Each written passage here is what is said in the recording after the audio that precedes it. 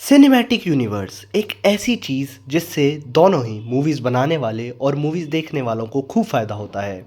Movies बनाने वाले को इसलिए क्योंकि उन्हें खूब पैसे कमाने को मिलते हैं, उन्हें काफ़ी हाइप मिलती है। एंड मूवीज़ देखने वालों को इसलिए क्योंकि उन्हें इंटरकनेक्टेड स्टोरीज़, थ्योरीज़ और डिस्कशन करने का मौका मिलता है। हॉलीवुड ने तो इस कंसेप्ट को बहुत अच्छे से निचोड़ रखा है, दे हैव मास्टर्ड इट। जैसे कि एमसीयू की सक्सेस इसका सबसे तगड़ा एग्जांपल है। काफ़ी पैसे भी कमाए हैं एंड काफ़ी क्रिटिकली अक्लेम्ड मूवीज़ भी बनाई हैं एंड फैंस तो उन्हें बहुत मिले हैं। बट जब इंडियन सिनेमैटिक यूनिवर्सेस की बात आती है तो they are not that successful. Most of them have failed या फिर उनमें बस एक दो ही मूवी है। अगर मूवी में क्वांटिटीज़ हैं तो क्वालिटी नहीं है, एंड अगर क्वालिटी है तो क्वांटिटी नहीं है। तो आखिर क्यों इंडियन सिनेमैटिक यूनिवर्सेस वो सक्सेस अचीव नहीं कर पाए जो बाहर के सिनेमैटिक यूनिवर्स ने अचीव किया है? आज वही डिस्कस करेंगे हम कुछ सिंपल पॉइंट्स के थ्रू। तो चलिए शुरू करते हैं। सबसे पहला पॉइंट है स्टार सिस्टम। जी हाँ, स्टार सिस्टम। आप सोच रहे होंगे कि स्टार सिस्टम का क्या लेना देना है सिनेमैटिक यूनिवर्स के फेलियर से। जी बिल्कुल लेना देना है, बहुत ज़्यादा लेना देना है, क्योंकि इंडियन सिनेमा का सबसे बड़ा सिनेमैटिक यूनिवर्स यानी कि YRF cinematic universe, YRF spy universe, उसकी सबसे बड़ी दिक्कत यही है, स्टार सिस्टम।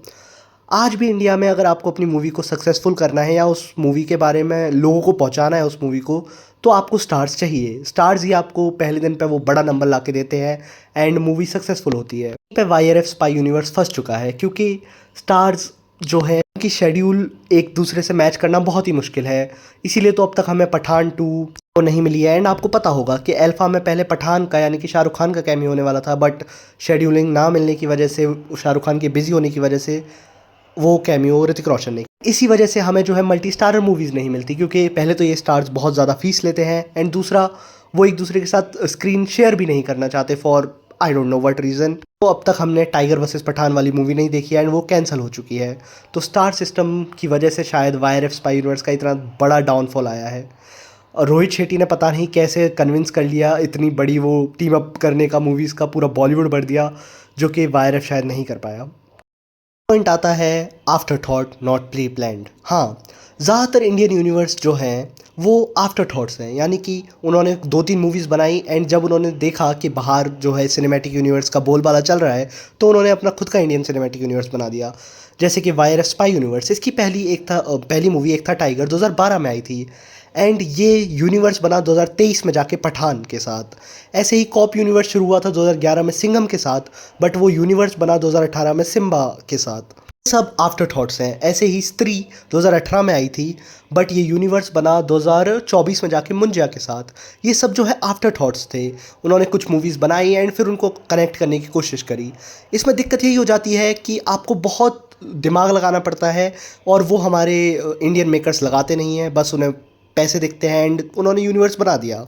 ये काम कर जाता है जैसे स्त्री यूनिवर्स, भले ही वो आफ्टर थॉट था बट उन्होंने अच्छे से किया।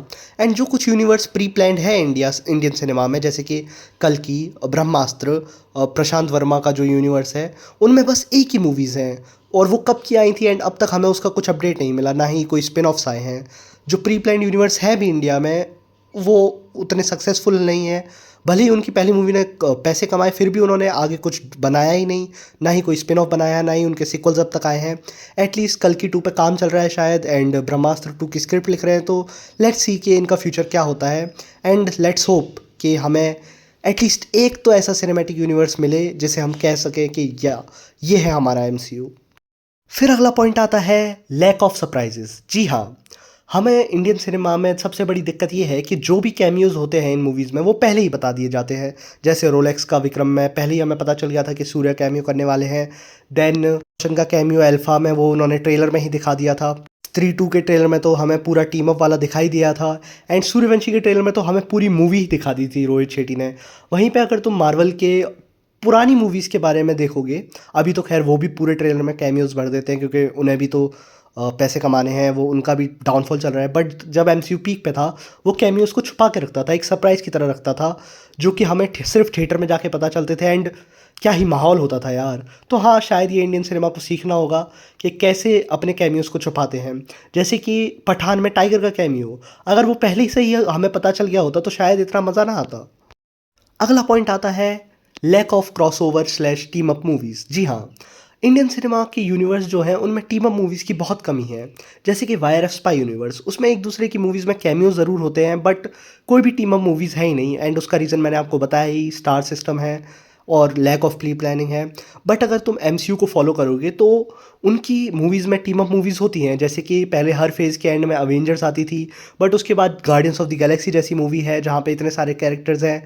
फिर उनके अलावा भी जो है हमें टीम अप मूवीज़ देखने को मिलती रहती थी, जैसे कि थॉर रैग्नारॉक में हल्क का टीम अप हो गया, स्पाइडरमैन में डॉक्टर स्ट्रेंज का। ऐसी मूवीज़ इंडियन सिनेमा में हमें देखने को नहीं मिलती। अगर कोई कोशिश करता भी है, जैसे टाइगर वर्सेस पठान के साथ उन्होंने कोशिश करी थी बट वो बुरी तरह फेल हुआ। एंड अगर टीम अप मूवीज़ बना भी लेते हैं, जैसे रोहित शेट्टी ने सूर्यवंशी और सिम्बा में बनाई थी। सिम्बा भले ही अच्छी चली बट उसे कैमियो कहेंगे सिंघम का। Suryavanshi proper team up movie थी एंड उसमें भी पर वो लास्ट में आते हैं कैमियो की तरह। जो team up movies Rohit Shetty ने बनाई है वो है सिंघम अगेन, एंड वो कितनी बुरी मूवी थी मुझे बताने की ज़रूरत नहीं है।